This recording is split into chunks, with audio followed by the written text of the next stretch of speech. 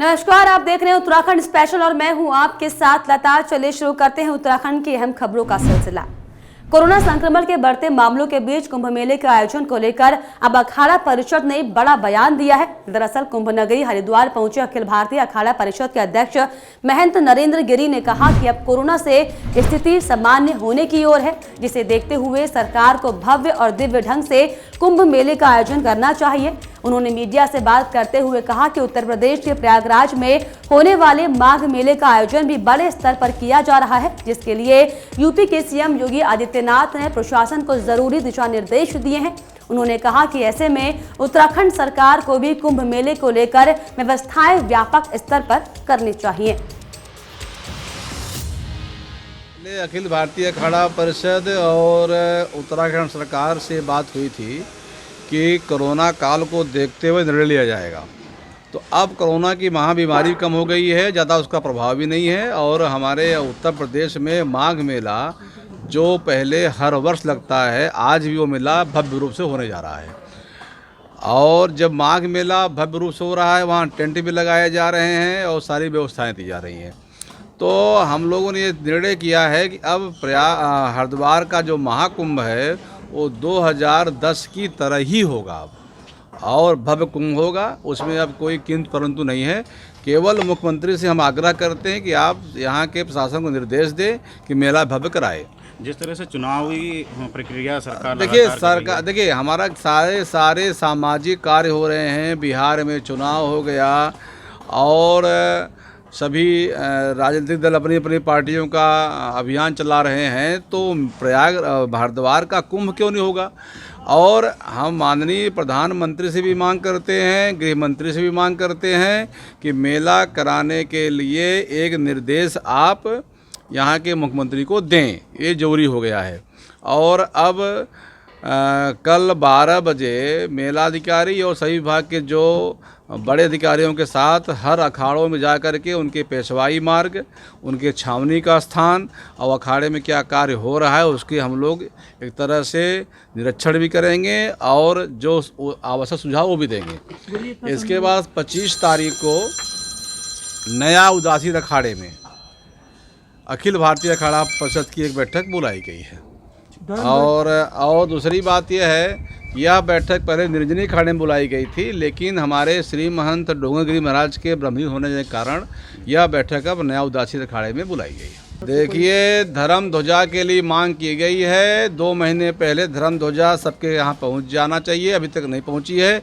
इसके लिए मेलाधिकारी से मेरी वार्ता हुई है। तत्काल वन विभाग से उन्होंने चिट्ठी भी लिखी है और सभी अखाड़ों के पास उनके विभाग के अधिकारी जाएंगे और जंगल में जाकर के जैसे जो जिसको ज़मीन जो भी जिसको पसंद आएगी लकड़ी उसको दी जाएगी।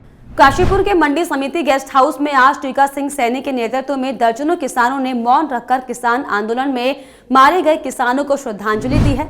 इस दौरान वहां मौजूद किसानों ने कहा कि सरकार की ओर से लाए गए इस विधेयक के पक्ष में कोई भी नहीं है, जिसके चलते सरकार को ये कानून वापस लेना होगा। वहीं इस दौरान भारतीय किसान यूनियन के ब्लॉक अध्यक्ष टीका सिंह सैनी ने सरकार को घमंडी और तानाशाह बताते हुए कहा कि सरकार पर कॉरपोरेट सेक्टर से समझौता करने का आरोप लगा गया है। साथ ही साथ उन्होंने बिल वापस नहीं लिए जाने तक आंदोलन जारी रखने की भी बात कही है। यहाँ मंडी गेस्ट हाउस में हमारे सैकड़ों किसान उपस्थित हुए और इन्होंने सबने उनको मौन श्रद्धांजलि दी। सब जो हमारे आंदोलन में किसान आंदोलन में दिल्ली बॉर्डर पर शहीद हो गए हैं, ठंड से, बीमारी से या पुलिस के अत्याचार से, उन सबके श्रद्धांजलि दी है। सरकार इस समय घमंड में है। मैं तो ये कहूँगा कि ये सरकार इतनी ज़्यादा ओवर कॉन्फिडेंस में है, पूरी तानाशाही से काम कर रही है। लोकतंत्र में ऐसा नहीं होता। जिस तरह से सरकार चल रही है, एक रट लगाते हैं कि किसान हित में है। हित हमें दिखा दें, हमें बता दें कि भाई ये हित है। ऐसा हित कोई नहीं है, ये ज़बरदस्ती का सौदा है। और ये जो है इन्होंने इस पीछे इस वजह से नहीं ले रहे हैं कि चुनाव से पूर्व 19 के चुनाव से पूर्व कॉरपोरेट सेक्टर से इन्होंने वायदा कर लिया है, उनसे समझौता कर लिया है। उस समझौते से के बल पर सरकार बनी है, उसके पीछे हटना नहीं चाहते एक कदम भी। ये इसलिए इसको बार बार कह रहे हैं कि ये किसान के हित में है। वाल्मीकि द्वार को लेकर वाल्मीकि समाज का धरना प्रदर्शन। काशीपुर में वाल्मीकि द्वार के शिलान्यास के 4 साल बीतने के बाद भी निर्माण कार्य शुरू नहीं होने से नाराज वाल्मीकि समाज के दर्जनों लोगों ने धरना प्रदर्शन कर काम शुरू कराने की मांग की है। इस दौरान मांग को लेकर आज वाल्मीकि समाज के लोगों ने महेशपुरा पुलिया पर धरना प्रदर्शन भी किया। साथ ही साथ इस मौके पर वाल्मीकि समाज के लोगों ने काम शुरू नहीं किए जाने पर विधायक चीमा के खिलाफ धरना प्रदर्शन करने की चेतावनी देकर मेयर पर मीडिया में सुर्खियां बटोरने के लिए शिलान्यास करने का भी आरोप लगाया है।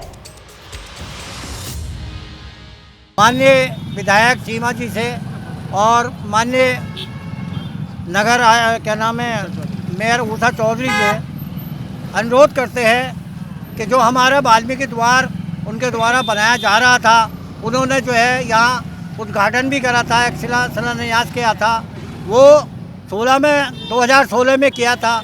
वाल्मीकि द्वार का सारा वाल्मीकि समाज उन पर एक उम्मीद करता है, अपेक्षा करता है कि वो शीघ्र जो है वाल्मीकि द्वार का जो है निर्माण करें। देखिए, बड़ा दुर्भाग्य का विषय है। चीमा साहब का ये पहला कार्य नहीं है। उषा चौधरी और हरविंदर सिंह चीमा के हम दसियों पत्थर ऐसे आपको दिखाते हैं जो मात्र शिलान्यास हो गया, वहाँ ना सड़कें बनी, ना नाला बना, ना किसी तरीके का निर्माण कराया गया, किंतु शिलान्यास इस काशीपुर की भोली भाली जनता को गुमराह करने के लिए, मीडिया से सुर्खियां बटोरने के लिए केवल शिलान्यास किया गया। उसका जीता जाता उदाहरण ये है कि 4 वर्ष पूर्व जो 20 तारीख बीती है, उस 20 तारीख को 4 वर्ष हो चुके हैं जो शिलान्यास वाल्मीकि द्वार का पूरे हर्षोल्लास के साथ भरपूर मीडिया को बुला के पूरे उत्साह के साथ हमारे माननीय विधायक हरविंदर सिंह चीमा जी ने, उषा चौधरी जी ने किया था और वाल्मीकि समाज को ये आश्वासन दिया था कि 1 वर्ष भी बीतने नहीं पाएगा, आपका ये द्वार बन जाएगा। हल्द्वानी नैनीताल मार्ग पर HMT फैक्ट्री के पास सड़क पर पैराफिट नहीं होने के चलते एक कार दुर्घटनाग्रस्त हो गई। हालांकि कार में मौजूद लोगों को इस दौरान मामूली चोटें आई हैं, लेकिन सामने से आ रही ट्रक की तेज रोशनी के चलते कार नाले में जा गिरी।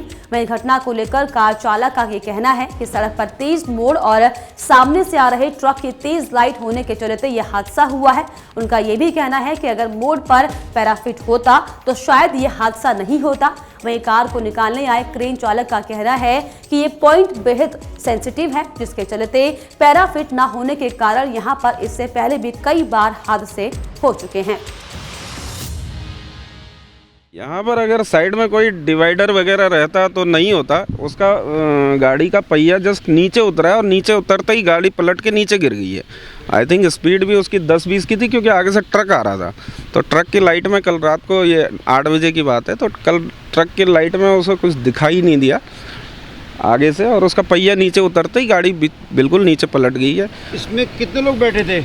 इसमें हमारे एक मित्र थे, उनको खैर सही हैं, वो ज़्यादा चोट वगैरह नहीं आई है, उनके हल्के कंधे में।